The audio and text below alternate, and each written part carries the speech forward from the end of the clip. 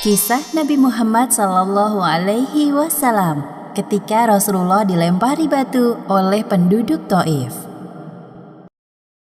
Nabi Muhammad SAW melakukan perjalanan ke Thaif bersama Zaid bin Haritsah. Ini merupakan kali pertama dakwah keluar kota Mekah. Nabi berharap banyak dari penduduk Thaif yang mau masuk Islam. Namun siapa sangka bahwa penduduk Thaif malah mengusir dan melempari beliau dengan batu. Perlakuan kaum kafir Quraisy terhadap Nabi Muhammad semakin menjadi-jadi pasca wafatnya Abu Thalib dan Khadijah.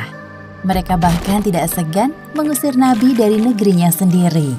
Dalam situasi dan kondisi Rasulullah sekarang, muncul sebuah ide untuk melakukan dakwah keluar kota Mekah.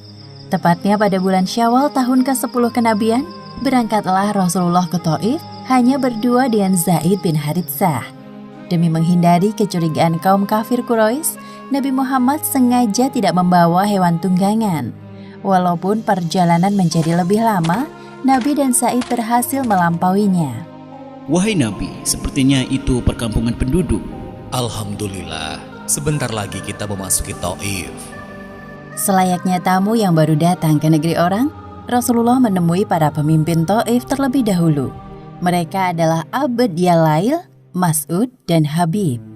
Nabi Muhammad berbincang dengan para pemimpin Thaif sembari menyisipkan misi dakwah Islam. Nabi menjelaskan dengan santun agar mereka tidak tersinggung dengan ajaran baru yang beliau bawa. Belum selesai bicara, Rasulullah telah mendapat respon yang tidak mengenakan. Sudahlah, tak perlu kau teruskan ceritamu, wahai Muhammad. Aku tidak dapat mempercayai perkataanmu. Apakah tidak ada orang lain yang diutus menjadi Rasul selain engkau? Wahai Muhammad, jika benar engkau seorang Rasul, aku tidak mau hidupku terancam dengan menerima ajakanmu. Namun, jika ternyata engkau adalah pembohong besar, maka engkau tidak pantas berbicara denganku. Perkataan para penguasa Thaif tersebut sungguh menyakiti hati Rasulullah. Namun beliau memilih untuk sabar daripada menanggapi mereka. Ini merupakan bagian dari konsekuensi dakwah yang beliau emban. Baiklah, aku menghargai keputusan kalian. Selama kurang lebih 10 hari bermukim di sana, Nabi Muhammad berusaha mendekati penduduk Thaif. Namun respon mereka tidak berbeda dengan para pemimpinnya, bahkan lebih buruk. Para penduduk mengusir Nabi Muhammad. Berhentilah, keluar dari negara kami. Kami tidak akan mau mengikuti ajaranmu, wahai Muhammad. Pulanglah ke negerimu. Ketika Nabi hendak bersiap-siap pulang, penduduk Thaif telah bersiap melempar beliau dengan batu dan tanah sampai kaki beliau luka-luka. Padahal Zaid telah membentengi Nabi dengan tubuhnya yang besar.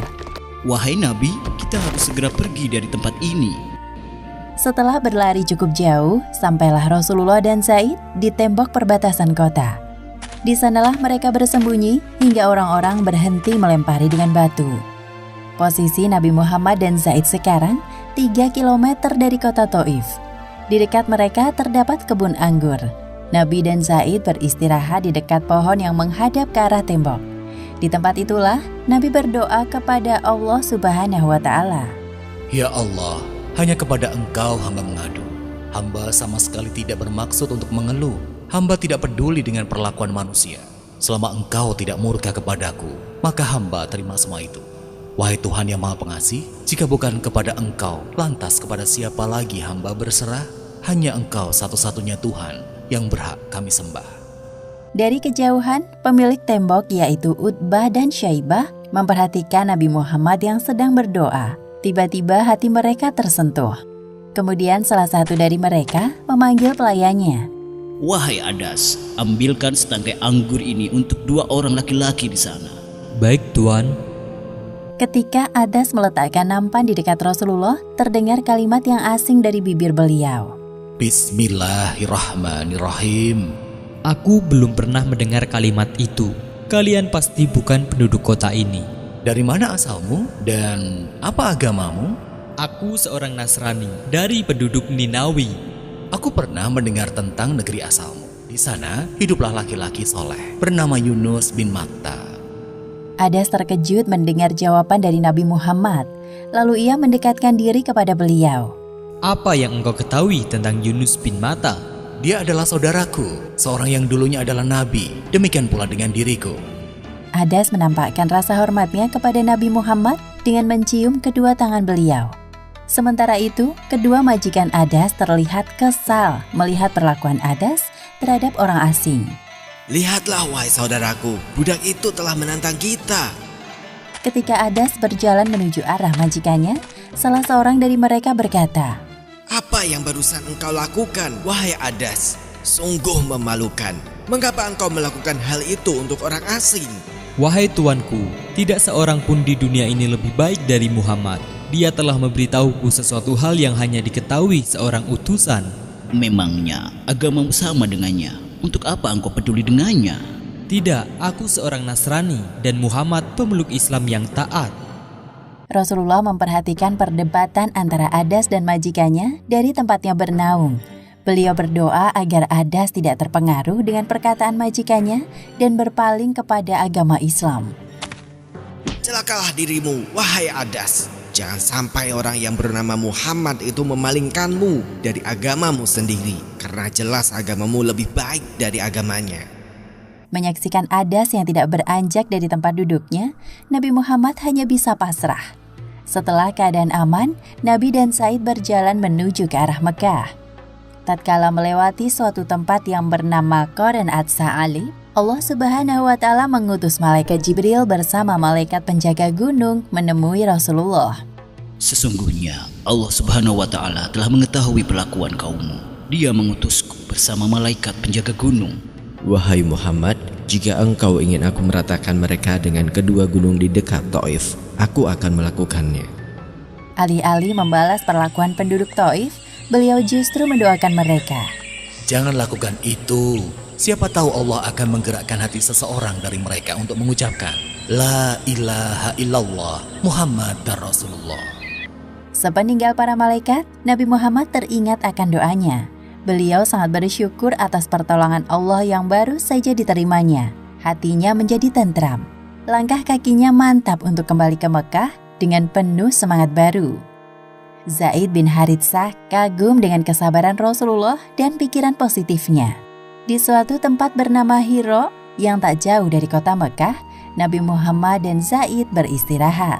Wahai Rasulullah, bagaimana bisa engkau kembali setelah mereka mengusirmu? Wahai Zaid, dengarkan aku baik-baik. Sesungguhnya Allah Subhanahu wa Ta'ala akan menjadikan apa yang engkau lihat sebagai jalan keluar. Sungguh Allah akan menyelamatkan agamanya dan memenangkan nabinya. Di sana Nabi mengutus seseorang dari suku Khuza'ah mendatangi Al-Akhnas bin Syuraik untuk meminta suaka atau hak perlindungan. Katakan kepadanya, aku bukan sekutu Muhammad, maka aku tidak bisa memberikan suaka untuknya. Rasulullah kembali mengutus seseorang untuk menemui Suhail bin Amru. Namun jawaban Suhail sama dengan Al-Akhnas bin Syuraik. Untuk ketiga kalinya, Rasulullah mengutus seseorang untuk menemui Al-Mut'im bin Adi guna meminta suaka baginya dan Zaid. Ya, aku bersedia. Lalu Al-Mut'im mengambil senjata dan menemui anak-anak dan kaumnya. Pakailah senjata ini untuk mengawalku dan Muhammad sampai ke Ka'bah. Sesungguhnya aku telah memberikan suaka kepadanya. Kemudian Nabi Muhammad dan Zaid menemui Al-Mut'im dan mengikutinya sampai memasuki kota Mekah. Di depan Masjidil Haram, Al-Mut'im menghentikan laju kudanya. Kedatangan Al-Mut'im dan pasukannya menarik perhatian kaum Quraisy Mekah. Apalagi ada Nabi Muhammad di tengah-tengah mereka. Wahai penduduk Mekah, sesungguhnya aku telah memberikan suaka kepada Muhammad. Jika ada yang berani menyakitinya, maka orang itu akan berhadapan denganku. Setelah berpidato, Al-Mut'im menuntun Nabi Muhammad menuju ke arah Ka'bah. Di sana Nabi melakukan tawaf, lalu sholat 2 rakaat di depan Ka'bah. Barulah kemudian beliau pulang ke rumahnya, dikawal oleh Al-Mut'im dan pasukannya. Terima kasih banyak, wahai Al-Mut'im. Semoga kelak aku bisa membalas kebaikanmu. Setelah peristiwa tersebut, Abu Jahal menemui Al-Mut'im untuk menanyakan kebenaran berita yang didengarnya. Wahai Mut'im, benarkah engkau adalah orang yang memberikan suaka terhadap Muhammad dan telah menjadi pengikutnya? Benar, aku telah memberikan suaka terhadap Muhammad, tidak lebih dari itu. Abu Jahal merasa lega mendengar jawaban dari Al-Mut'im karena ia tidak masuk Islam. Kalau begitu, kami telah memberikan suaka kepada orang yang telah engkau berikan suaka. Nabi Muhammad tidak pernah melupakan kebaikan Al-Mut'im. Ketika kemenangan kaum muslim di Perang Badar, di hadapan para tawanan kaum kafir, Nabi teringat kepadanya. Jika Al-Mut'im masih hidup dan meminta kepadaku untuk menebus kawan-kawannya, niscaya akan aku serahkan mereka kepadanya. Demikianlah akhir kisah Rasulullah dilempari batu oleh penduduk Thaif. Hikmah yang dapat kita ambil dari kisah ini, diantaranya, pertama, hendaknya kita meneladani kesabaran Rasulullah dalam menghadapi ujian kehidupan, karena Allah akan meninggikan derajat orang-orang yang bersabar dan memberikan kebahagiaan sebagai balasan. Kedua, kita harus yakin dalam berdoa, bahwa doa-doa kita akan dikabulkan oleh Allah. Dan ketiga, mengamalkan sunnah Rasulullah dalam kehidupan sehari-hari adalah bukti kecintaan kita terhadap beliau, sebagaimana yang dilakukan Zaid ketika menjaga Rasulullah dari serangan penduduk Thaif. Wallahu a'lam bishawab.